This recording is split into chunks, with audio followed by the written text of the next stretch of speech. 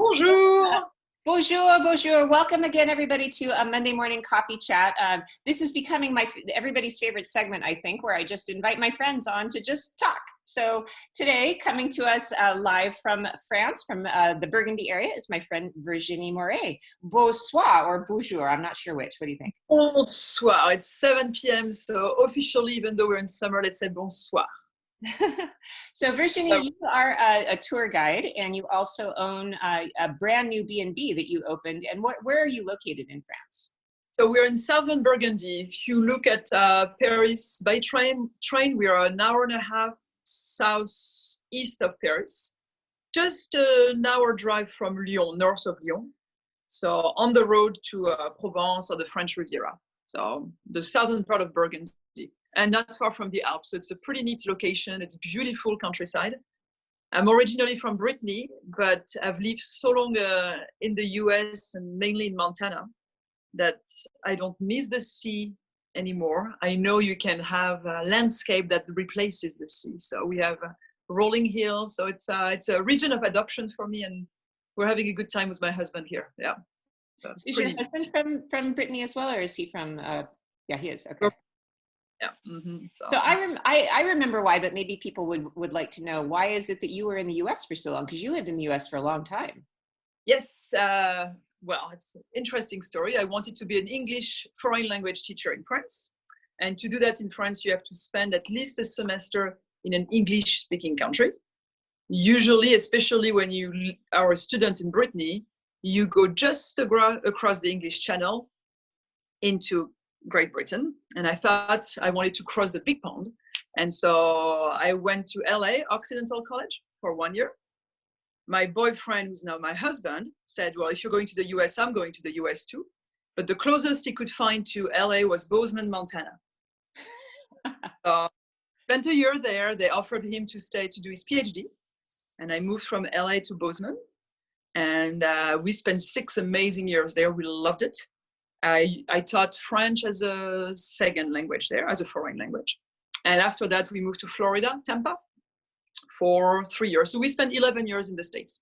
And we had a good time, a great time. And then when we moved back to Europe, I changed career from teaching to no longer teaching in a classroom, but teaching in the best classroom in the streets of France. And so I've been doing that for Rick Steves for 8 years now. So that would have been my 9th season, I think.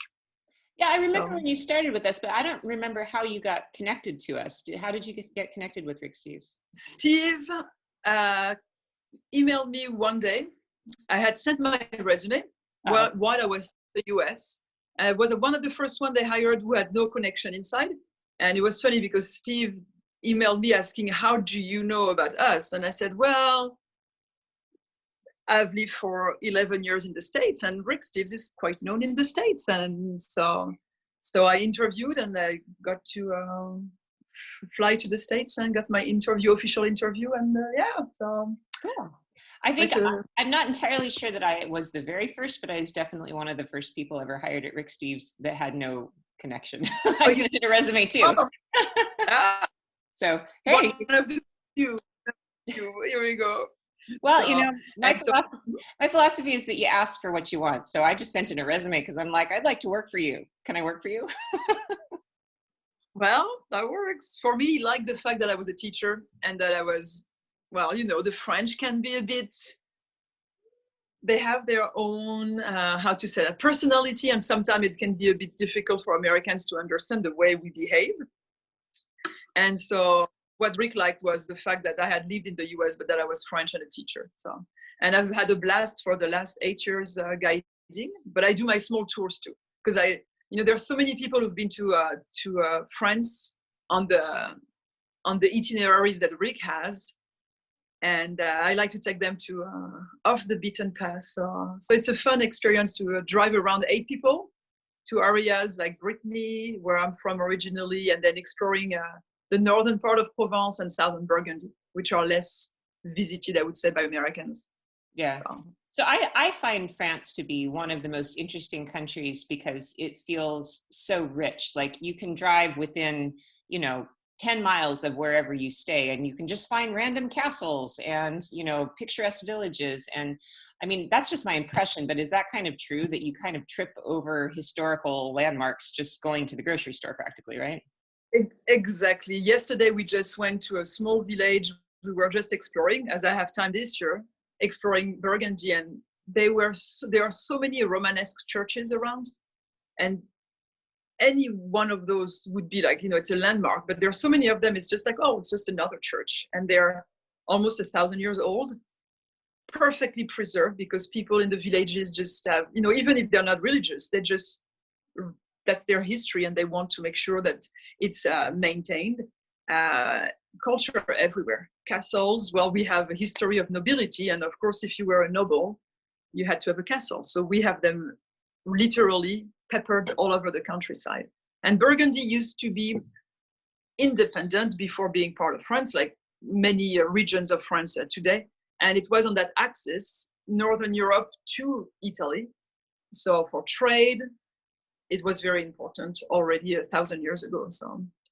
So we have a lot. And I always say that France is a bit like geography-wise, like California, where aside from we don't have the desert, but we have mountains, we have the ocean, we have old volcano regions. So we really have a variety in the landscape too. Yeah, I think France for a lot of Americans feels a little bit intimidating, because Americans may be concerned that if they don't speak the language, that they're going to have a hard time traveling there. I speak very rudimentary French, but I've always found French people to be incredibly welcoming. I mean, I think it's just about how you approach people, don't you think? Exactly. I think there is a book that was released not so long ago called The Bonjour Effect. But I guess I should have coined that phrase before, because I always tell my travelers, if you do not say bonjour, that's it. You're starting on the wrong foot. And I remember when I moved back to France after 11 years in the States, I went to the mall that was just, you know, across from my apartment. And I was in a hurry, very American. I was looking for something. And I went to a lady and just asked her where was the shop. And I said, excusez-moi, madame, s'il vous plaît, où est, and whatever shop I was looking for. She looked at me like I was the worst person in the world, giving me what I call the French frown. And she said, bonjour. And I thought, shoot, I was raised French. I know that bonjour is the key word. And here I was just thinking I was polite. Excusez-moi, madame, s'il vous plaît. Excuse me, madame, please. And that doesn't work. So it's just, we are very formal, a very formal culture. And as long as you follow the rules and do a little bit of French, because the French are proud of, we used to have the language of the educated, the civilized people, of culture. As long as you do a little bit, people are just, you know, smiling and helpful. Yeah, and I've had basically that experience, but kind of in a book-ended way. The first Rick Steves tour that I went on as a guest was a Paris tour. I just went to learn the ropes. And I remember one morning in the breakfast room, the maid was super angry and yelling at the guide because he hadn't told people to say bonjour. And she was so offended that we had stayed in this hotel for all these days and nobody had ever greeted her. And I remember listening to that conversation going, wow, I had no idea that was so important. So I've been teaching my travelers to do that, right? So this past summer, I had a family group and I did my talk, my bonjour talk, which is exactly what you do the same, I'm sure. And I just said, this is so important. You win if you start with bonjour. Just start there and you win, because people will do anything as long as you're polite. Taught my group this. As we're leaving Paris last July, I think it was, the breakfast lady at that hotel comes to me crying. And I'm like, did somebody do something? And she said, no, I just wanted to tell you that I feel so grateful for having such kind people stay in my hotel. And thank you so much for teaching them to treat me with respect, because I feel like she was just so overcome with emotion that a group of Americans, everyone looked her in the eye and greeted her the right way. So that's interesting. You do the same thing. We've never talked about that, but it's so true. But I don't have children, but we raise kids in France as mini adults, if I can say, like table manners, politeness. So a 2-year-old is expected to stay for 3 hours at the dinner table, to say bonjour, madame, bonjour, monsieur. So if you don't do it as a foreigner, even though they know you're from a different culture, they consider that you're being rude because you're not doing what every single French child has been told to do since they were 2. So it's a very interesting effect of, as an American tourist, you're thinking, oh, they're rude, while the French are seeing you as, well, you're being rude. So it's just a misunderstanding most of what people, see as the French being, maybe cold or formal. And I think there is also the stereotypes of the 80s when nobody spoke English in France, probably. But now in any field of tourism, I mean, hotel, restaurant, everybody is, it's the most visited country in the world. So everybody speaks English if you are in, hotels or restaurants, at least in big cities. So that helps. So seeing as how it is the most visited country in the world, how is France faring during this period? So we are reopening. We have reopened. So what we call the confinement or confinement, lockdown ended on May 11. Restaurant reopened on June 3rd. Paris was restricted at first. What they did a color-coded system where you were red, orange, or green. And the areas of France that were green meant that hospitals were not too busy. There were not many clusters.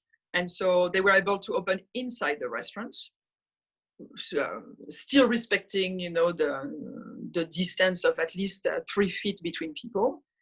And finally, last week, restaurants in Paris were also able to open inside. Before, they were only able to open their outside terrace. So it's starting again for me at the guest house. I mean, people are playing the game, if I may say, of we're staying in France, even though the borders have reopened as of within the European Union as of last Monday. So my first guest I opened officially on June 15 were from Belgium, because people from Belgium, we are perfectly located to, cut their drive into 2 parts before reaching Provence.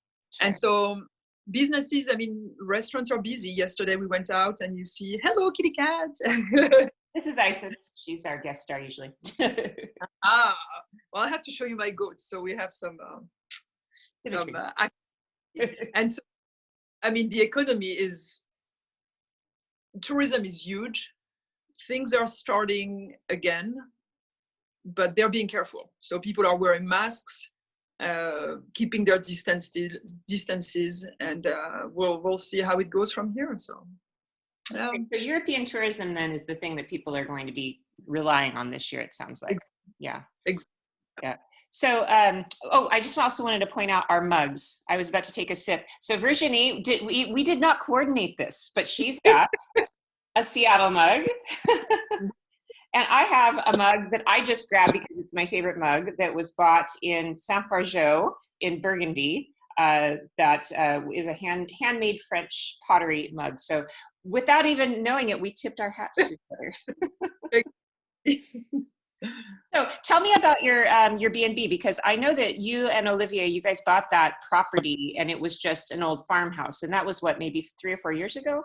2 years ago. We bought it 2 years ago, 2018. It was a long, long story. The French have something with paperwork. If you think you have bureaucracy in the US, you don't. Trust me, it's worse in France. But anyway, the idea was to transform it. It's big. It's 3,000 square feet. So the idea was to have guest rooms with an ensuite bathroom. But the idea for me was to just open guest house maybe in 10 years down the road, when I wanted to slow down, being on the road, as I am usually a lot for Rick on the road. And during our lockdown, I finished all of the outside so we could open up this year and have a plan B. And I'll show you. Let's see. It should work fine. We have good 4G. I didn't realize that you weren't intending to be open this year. I thought the plan was to be open this year. So this was just your backup. Be open, but not, in between tours. And when we're on the road, how you get back home and you do your laundry and you repack your suitcase. So the idea was more. It was a trial year of a few times trying to fit in guests with my tours, and it's a full on now. So we had a busy week. We had the facade, let me see, all redone. So it's a 200-year-old home, typical home of Burgundy, meaning the people who lived here used to live in just a small part of the house, and then they had a barn, and then they had a pig, 2 cows, a few goats. People who just, they were sustainable with this lifestyle, and then vineyards all around. So that's why we call it l'esprit des vignes, the spirit of vines. But what happened is that 20 years ago, in the Beaujolais area, we are at the border of Beaujolais, which unfortunately has a bad reputation because of Beaujolais Nouveau, but we have some awesome wine, Beaujolais, and Southern Burgundy, which is typical of a Chardonnay grape. And the Beaujolais 20 years ago was not bringing in money to the winemakers. So they got subsidies from the government to remove the plants. And so this was turned into a pasture for horses. So we're bringing back some life to it. To back up just a little bit, I bet not everybody out there knows about Beaujolais Nouveau, and I think that's a really interesting thing. Can you tell us a little bit about that tradition? So Beaujolais is a region. In France, like in Italy or Spain, we name the wine based on the region and not on the grape varietal, even though in Beaujolais, we can only grow the red Gamay grape. And back in the 1950s, a congressman from Beaujolais decided to promote Beaujolais by having a huge party at the equivalent of House of Congress in the US. That's France. You can drink at work. It's, especially in the 1950s. And they had the young wine, so that had been just bottled, so harvested in early September, bottled in November, sold as the new Beaujolais. So young wine, very fruity, that you could only drink at midnight on the day it was released. So if you think about it, by midnight, people are usually already drunk. So it's not the best quality wine. It was a hit. They've done Beaujolais Nouveau party every year, everywhere in the world every year. Unfortunately, it's associated to easy to drink, cheap, not great wine. But that's only for the Beaujolais Nouveau, the new Beaujolais. Then we have vineyards of amazing wines. They are always less expensive than the red wines you can find in Northern Burgundy. For people who are aware of wine, the Romanée, Conti, those are the most expensive wines in the world. So Beaujolais has always been compared to that, and so they sell for less amount of money. They're less known, but we have some pretty neat wines here. So, and I called the two of the rooms are called after the grapes that we grow around here. Cool. So I'll show you the house. So you and Olivier have redone this principally by yourselves. So we did a eco-friendly renovation. So we brought back the stone that had been covered. Like if I go here and I show you this wall behind me, that used to be concrete, about this thickness of concrete. So we used a lot of elbow oil to remove all of that. So we brought back all of the stone, the original stone. We kept all of the wooden beam. But then we had people doing the plumbing, the electricity, and we did the finishing work ourselves. So everything, the finishing work, we did ourselves. Beautiful. Wow, that was a lot. So that's when you enter. So I'll show you the two rooms that we have. We have two rooms that are inside the house, and then we built what used to be the sheep pen, I think you call it in English, right? The sheep shed, I think they call it. We transformed it into a studio, independent studio. And we lived in it for 8 months while the work on the main house was being done. So. And let me test my French. That's bergerie? Exactement. Très bien, Sarah. So we have the two rooms. We named them after, so I don't know if you can see rivers. Ooh, no, does that work? Chardonnay. There we go. Yeah. Mm-hmm. And so I remember the most important part in this room is, I don't want you to be sick with moving too much. You're okay? Yeah, go ahead and pan around. We can see. It's actually the floor. I sanded all of it and oiled all of it myself. So, and so we have, this is one of the room that we have. We have guests coming tonight, so it's a twin setup, but it can be a double room. And I learned, you learn from scratch when you start something like this. I've never done tiling in my life before, but I'm pretty proud of the whole bathroom tiling. We did all of that ourselves. I love it. It's beautiful. I love doing tiling. That's one of my hobbies. But you did a great job. I should have known that before, Sarah. You would have come and helped me doing that. I know. I love the sink, though. You guys made that out of a barrel. That's a really clever idea. So to keep with the spirit of the vines, we have a bit of a reference, with all of the corks. We drink a little bit here. So that's one of the room. And I have to show you because my mother-in-law loves to do embroidery. And so look at the detail of the towels. Wow. Beautiful. So I do not do that. But she was like, oh, I can help with the guest house and embroidering the towels. So that's one of the room. And then we have, of course, one grape varietal is the white Chardonnay, but the other one is the Gamay.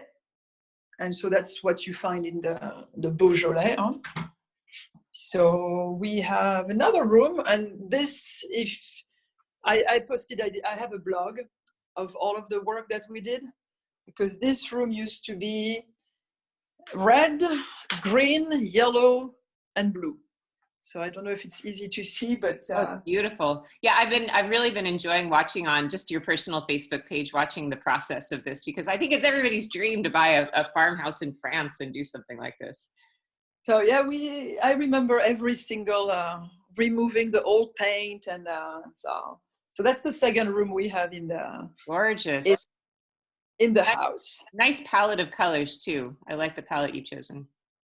This is actually, we tried eco-friendly products. So I made this paint. The pink was supposed to be more a burgundy red, but when you use your own pigment, it's not that easy.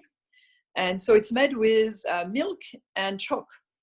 So you mix milk and chalk and then pigment, and so it's super friendly. You can make a mess and it's easy to clean up. So it's like cooking. So beautiful. And so we've done the same theme in every bathroom with the sink. That's super clever. Did you just come up with that, or had you seen that somewhere? We've seen that somewhere. Well, it's very clever, and also using the crates for the towels. That's really clever too. Yes, yeah. The barrels in the area, it's not like in Bordeaux where they use them a lot. We don't use a lot of barrel in this area. So once they've been used for 3 years, they don't use them anymore. And what's quite funny is that in the Gamay room, this was a barrel that was used for red Gamay. So you could, when we opened it, we could still see the red color. And then in the Chardonnay room, it was white. So, we try to do details. So. Yeah, it's really thoughtful. And so then we were taught by people in the business that you have to separate where you live from where your guests are. So we've made a separation with the door. And so that's our big kitchen. I don't know if you can see how. This is your personal kitchen. Sorry? This is your personal kitchen? That's our personal kitchen, yeah. And we do what we call in France, guest house sometimes offer the meal at night.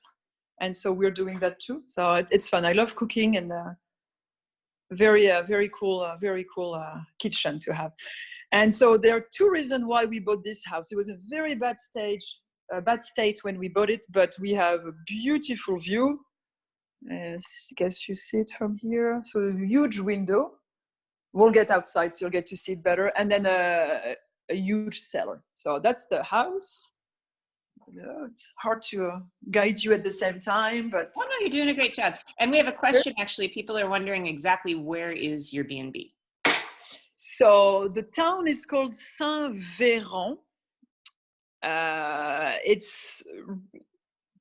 To locate it, really an hour let's say in the miles, we are 50 miles north of Lyon, exactly north of Lyon. And Lyon is southeastern France. Okay. So does that make sense? To Beaune as well. Like how long from Beaune? How long is it to drive? From Beaune, we're an hour drive. Okay. An hour drive from Beaune, yeah. Mm-hmm. Okay. We are 30 minutes, not even 30 minutes from Cluny, the Abbey of Cluny. Yeah. So people could potentially stay at your B&B for like a week and they could do tons of things from there. Yeah. Exactly.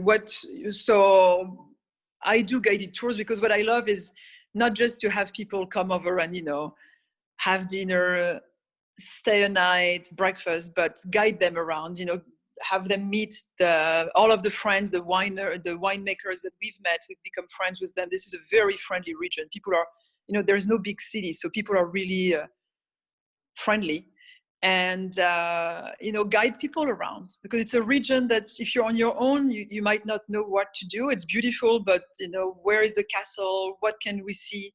And so I do day tours where we use the home as the home base. So you have your home to come back, you settle, you don't have to unpack every day. And then we just explore every day something different. Go to a farmer's market, go visit a historical site, a castle, taste wine. So that's very exciting to and people get to know people that I know. So those are the experiences that you're not, you become part of the experience. You're not just there for a half hour and Now we have. I'm thinking, Virginie, I need to get on a plane. I'm ready. I'm ready. Yeah. Well, wait until you see the view. Let me show you the view. And my husband is cooking, so you'll get to meet Olivier. So this is Olivier. Hello. Bonsoir, Olivier. And he's making. Here we go, crêpes. So we're from Brittany. So what we do for our guests. Can you hear me well? It's a bit windy, no? Oh yeah, no problem at all. It's great.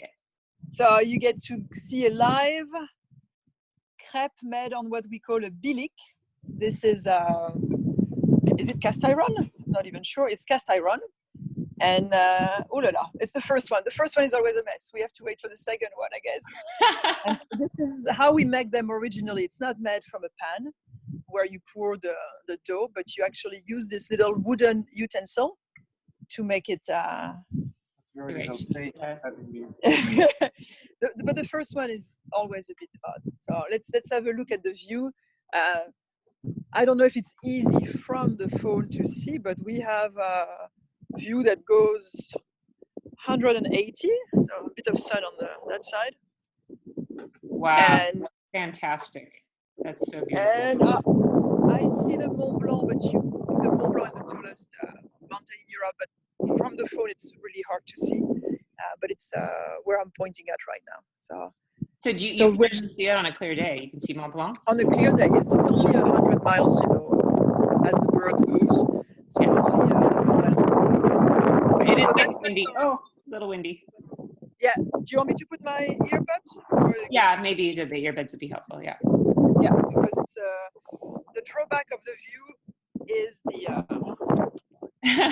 the drawback of the view is actually the wind. And so we did a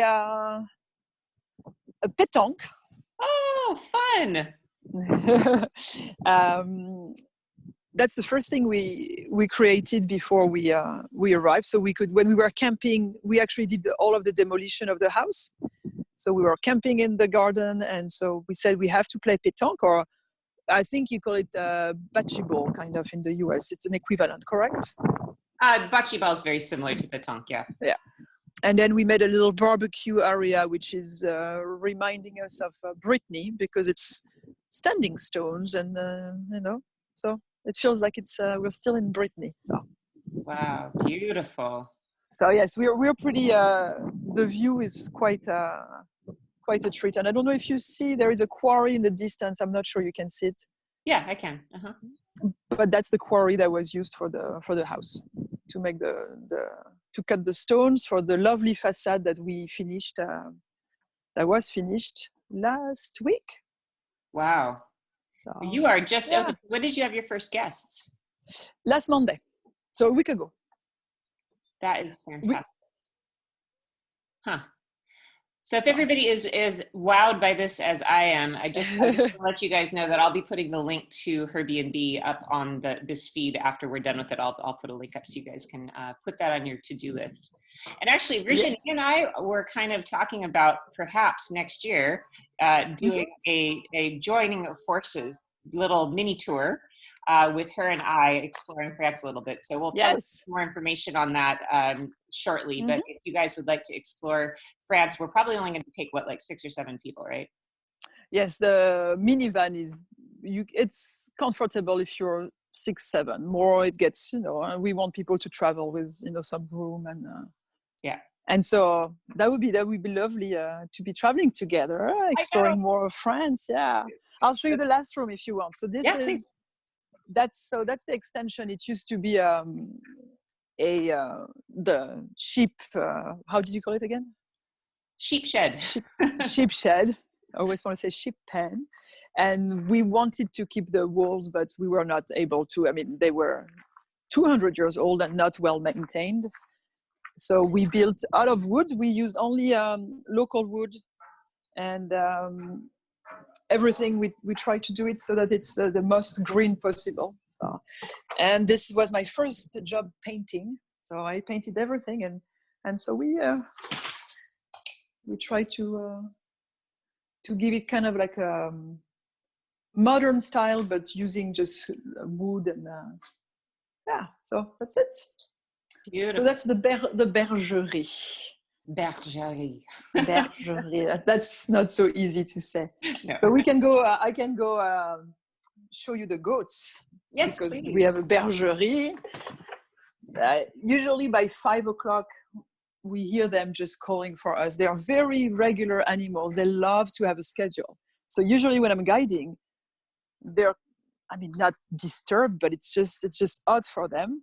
And this winter and during our lockdown, they were so happy because at 5 o'clock every day, they would have me. So it was quite a treat for them, I guess. I hope they realized that it was a treat for them. They're kind of like the babies, aren't they? Yes, I guess. I don't want to be crazy about them because it's not like the kids, but it is, they're fun. And especially during the lockdown when there was all of the uncertainty about what's going to happen with our jobs, and I would slow down and get to their fields and just feel, okay, can just have the goat time and relax, and it's okay to have that time with them. So we have hens too. I guess you can maybe hear them. Oh, look at that, hens. So we have fresh eggs every day, and the goats usually they come running. Come on, here they are. You see them coming? Oh, they're so cute. Oh my God. Now they're dwarf goats because everybody told us, be careful, goats jump. And they will jump over the fence. They'll go to your neighbor and they'll eat your garden. So come on, Momo, allez. And so we have a routine. They might be, usually they like the phone. They like to chew on the phone. So I have to be careful with that. But we do our little routine. Tell me what did you get them for? So we have 4 hectares, which is a bit over 8 acres of land. And we wanted them to take care of the grass, but they don't. But they're just fun. It's just, we have so much land that we wanted hens for the eggs, and then the goats just they're just friendly animals. You'll see how here they're all coming. Are you going to use them to make cheese or anything? So this is Lulu. Lulu is the male, and unfortunately now we regret, but when we bought them, we decided to have a male without his malehood, because we thought it would be too much work to have babies. And now I regret it, because this year I would have had time to have the babies and take care of them. Yeah. Because so we have 1 male and 3 female, but we cannot have babies, so there is no milk. So, but here we go. So friendly odor. Are you kissing the fern? Kissing Sarah here? So he just behaves like a dog. He's going to do his routine of sitting by me, but I'm always careful with the hens because they're a bit vicious. They want food. So, and so yeah, here they are. So how does a goat behave though? Do they behave then like a pet, like a dog or a cat or something? You have to get them used to you with food at first, because they stay with when they're babies, they get milk from their mom, of course. Sometimes their mom doesn't have milk anymore, so then you have to hand feed them. And if they are hand fed, then they get used to humans very easily. Ours were under their mom, so it means that when we got them at first and they were very tiny, they didn't like humans. I mean, they didn't like to be pets, they were scared. So we got them treat every day at 5 o'clock, starting a certain routine. And now each time we enter their place, we just, here we go. So they just come to us and we give them treats, but they don't need them really. And they're not much care. I mean, you just have to have a shed for them, water, hay in the winter. Winter is more difficult. They don't like to be outside when it's cold and rainy. So are they friendly to your guests as well? They are. At first it was interesting because I guess they smell us. So I entered with a friend last week and he's about the same size as Olivier, my husband. So we were two like usual and they run away. They were scared.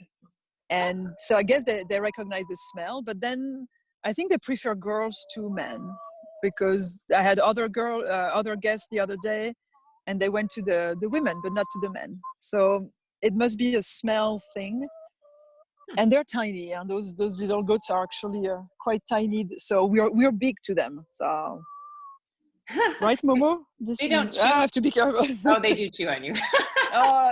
They love the clothes. They love chewing, but they love to be pet. It's quite interesting, their personality.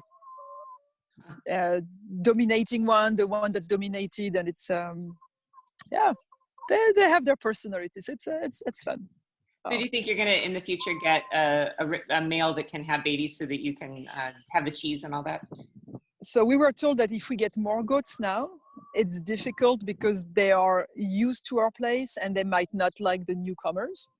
So we are getting actually sheep this summer. Yeah. Because the sheep will actually do the job of mowing the lawn, which the goats don't do. The goats are funny. The sheep are just going to take care of the property. The goats, what they like is the bushes, with horns. They like anything that's scrubby. Yeah, actually in Seattle, we have a real blackberry problem here. And I know that you can rent goats. You can have a person with goats come down and they'll eat all the blackberries. Exactly. That's exactly what, and they like the phone too. That is so fun. That's you're getting a kiss. They like seeing you, Sarah. Eating you too. So we've tried. We've tried to bring back life to this area. It was just not really taken care of, and we've done. I think in English you use the same word, permaculture. Have you heard this before? I have. Yeah. Yeah, and so the sun is shining, which is a good thing, but I don't know if you'll be able to see. My husband is the one in charge of the greenhouse. And we have what I was going to ask you is are you growing vegetables that you're using in your house? Yeah. So you have quite a bit of land, so you could grow quite a bit, I think. Oh, and Olivier has a full-time job, so gardening is just on the side. But he has the plan to have pigs, the Spanish type of pig, the black pigs, I think. Hang on, is the Wi-Fi, would it make it out to the greenhouse? I'd love to see what you're growing. Yeah, I'm going there right now. Okay. So the concept of permaculture is lazy gardening, if I can say. So you let nature in charge and you associate, so you don't just have one type of plants on one side and then the other one separated. You try to combine so that the soil is rejuvenated, I guess. It works like that. So his greenhouse, I say his because I don't spend much time in it. So that's inside. So it looks messy, but that's the point of permaculture, where we have tomatoes with basil. Can you see? Yeah. Does work. So you have the lettuce at the foot of the tomato plants. So you're using the land a lot, but not with just one single crop. So you're not tiring the the earth as much, the soil as much. So we have our first tomatoes. Well, we were a bit late, as you can imagine. We focused on the house, and so all of the seed, we did that a bit late. So I guess the tomatoes will be a bit late this year. So we have corn, and then at the foot of the corn you have the zucchinis growing on the corn, and then the green beans. Wow. So it's a eggplant with zucchinis. Wow, your plants have really taken off. You're at virtually the same latitude as Seattle, but our plants are way behind you. Well, that's inside. Huh? The greenhouse is very hot. We have to open it during the day, otherwise it would actually cook, because the rest of the garden, well, we had lots of strawberries, but outside the size of what can I show you? We have the potatoes. You know, the zucchinis outside are not as big. It's really the greenhouse is doing quite a difference. So yeah, that's our view. I still see the Mont Blanc, so it's exciting. Oh, now I can see it. Yeah, there you go. It's very yeah, and yeah, so we can say hi to Switzerland and Italy there too. So what's the temperature like out there today? It looks pretty warm. Thanks to the wind, it's actually better, but we are it's 27 Celsius, so that's 70 or almost 80. Wow. Almost 80, and we're supposed to have very hot weather this week. But we had a drought. I mean, we were in a state of a drought already in April. So what I find very interesting is when I'm guiding, I'm always wishing for beautiful weather, sunshine. And now that I'm at home and taking care of a garden, a property, I just want rain. So it's a different perspective, I guess, depending on what you're doing. Yeah? So I think it's funny that you're doing all this gardening, because I'm doing the same thing, you know. it's relaxing. Yeah, it is. It's kind of one of those hidden blessings of not having our work right now, is that we get to do different things. So well, it's good that we can do something else, but it's true that the April to October season is always the season where we are just too busy to see things grow and take care of the garden. And can you hear me well? It's a bit windy, no? You're okay? I can hear you. That's right. So, okay. Yeah, it's okay. So yeah, I'm going to take this year, I guess, as a parenthesis in guiding and trying to enjoy my house and, you know, make people enjoy the fact that we've tried to create a little haven and have people come enjoy it too. And especially people who were stuck in the cities during the lockdown. I mean, I had people who were from Brussels, and they said that, you know, when you're in an apartment and you're stuck in an apartment, right now you're just looking for nature. So it's nice to be able to give this to people who have been looking for that for quite a bit of time. So. Yeah. So are you and Olivia going to be able to take a vacation at all this year? We're planning to go to Brittany in September, so to visit our family. So my family is coming for a week in July, and then we're going to go to Brittany. We love sailing, so we go sailing every summer. So in Brittany, what's the main city that people would visit if they were to visit Brittany? Brittany doesn't have big cities. That's the charm of it. In the eastern parts of Brittany, you have Rennes, Rennes. That's a city, that's the biggest, about 250,000 inhabitants. That's where I went to university. And then as you go west, you're going to have small cities, you know, 40, 20,000, but it's not big. And what's interesting about Brittany, it's very Celtic, but people usually don't associate the Celts with Brittany because they always think about Great Britain, Ireland, Wales, but Brittany has the same culture. We have Celtic heritage, and we have actually the biggest Celtic music festival is in southern Brittany every August. Unfortunately, this year it won't be happening because there will be too many people gathering. But it's a culture very close to Irish culture. Yeah. Wow. And a beautiful coast. Well, I would love to go and check that out with you. So tell me a little bit about what your plan is for the next year. You're doing a lot of these independent, small group tours. So what are you doing? Let's tell everybody about what you're up to. So what I've been doing for the past 2 years, I was offering 12-day tours of from northern Provence to southern Burgundy on a minivan that I drive, and then going to bed and breakfast or small hotels and discovering the history, the art, the culture of this area. So places where the big bus usually don't go. And then doing the same in Brittany. So 12-day along the coast of Brittany. And then in addition, I'm doing small tours where, as we were talking about earlier, where you're staying at our guest house and then taking day trips. And usually I have set up itineraries, but I adapt to people because, you know, some people don't want to do wine tasting. Some people only want to do wine tasting.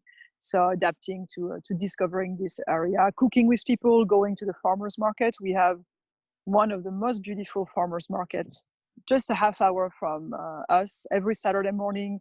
That's actually where we got our chickens, our hens, because they still sell live, you know, stock. And then my idea is what I do is I give a task to people in French, because nobody speaks English over there. Right? It's a small town, buying food, and then we cook together in the evening what we bought at the market. So local products. That sounds like a dream. That yeah, sounds fantastic. it is exciting. So I just want people to be able to travel so we can do all of that together. But next year should be a go, hopefully. So, you know what I would love for you to do, Virginie? Can I give you a task? Can I give you an assignment? Yes. I would love for you to do a little like report on your local market. I would love for you to videotape it. We couldn't do it live because that's at the wrong time of day, but I would love for you to take a little video, a walk around your local market. For me, when I think of France, you think of Paris, you think of chateaus, but for me, the real France, what I enjoy is going to these markets, which are insane. They're so beautiful. You're right. Now this Saturday, I'll have to. So the nicest one is on Saturday. So I'll have to see when I don't have guests when they're leaving, because I'm doing breakfast with the guest house. So, but I'll do that within the month. Does that work for you? Yeah. Whenever you get a chance, I would love for you to send us a little report. That would be really fun. Yes, that would be perfect because it's beautiful. The people are just so friendly, and you see, you know, loaves of bread. I remember my last time having people who've traveled everywhere in the world, whom I met on the Rixtief's tour, and they were petting the chicken and, you know, looking at the little rabbits and just being amazed that this is just how farmers markets have been for centuries, where you would just buy everything there, not just, you know, what we buy, you know, products that have been processed already, like cheese and so on. So it's quite an adventure. We'll do that for sure. I would love that. Yeah, I've passed through many times through the 2C market, which is a really, you know, very local one, and they always have the chickens and they have all of that. And it's just, it kind of blows people's minds when they see that, because it's something from the Middle Ages almost, it seems. Huh? Exactly. Yeah. Well, you know, the hens, that's where we bought them, and that's it. Now they are living at our house, so it works. Well, thank you so much for joining me today, Virginie, and thank you for the visit to your B&B. So we have not worked out exactly when we're going to do this joint adventure in France, but just for everybody watching, Virginie and I next year in 2021 will be doing a joint small group tour, and I think we're only going to take 6 or 7 people. So stay tuned for the information on that. And I would love to do, if you don't mind, I'd love to invite you back to do a cooking segment with me, if you would be interested. Ooh, we can do that. Yes. Sounds good. Sounds perfect in the future. So if you want to check out Virginie's website, what are your websites and all of that kind of stuff? So my website, which is finally in French and in English, l'espritdesvignes.fr. So that's a bit difficult, but if I give you my English website for my tours, then you can link it to the guest house. So it's Virginie, which is spelled like Virginia, but instead of the A, you put an E, More Travel. So virginiemoretravel.com. And then you have a link to the guest house, and you have a link to the small tours. I also go to Lyon, which is only an hour away, because I love Lyon. I lived in the city for 4 years, and it's a beautiful city to explore. And then you will see the 12-day tour that I offer. And then I have put some dates, but of course, right now we're waiting for the situation, see how it evolves. But we can have one with Sarah, having the dates based on who's interested, and open dates just for you. That sounds we can fantastic. do that. And if Yes. you go to my website, to adventureswithsarah.net, there is a tab, a new tab that I haven't mentioned Yes. yet, but there's a new tab at the top of my page. So immediately the first thing you'll see on Adventures with Sarah is a tab that's called Friends of Sarah. And from now on, when we do these little videos, these interviews, I'm going to link these interviews to biographies of all of my friends, because you guys are meeting them, but then you want to know how to contact them. So Virginie's already there. So if you click on Friends of Sarah, you'll see her picture and the link to her main website if you would like to get in touch with her. So again, thank you so much for joining us today. Tomorrow on Adventures with Sarah, I'm going to have my friend Alfredo from Naples, who's going to walk us through his local market, and then we're going to cook Neapolitan food together. So we'll see you guys back here at noon Pacific time tomorrow. And Virginie, I'm going to talk to you very soon, and we'll plot some more adventures. Sounds perfect. Merci beaucoup, Sarah. Thanks a lot. Bonsoir. Bonsoir. Have a good evening. Thanks.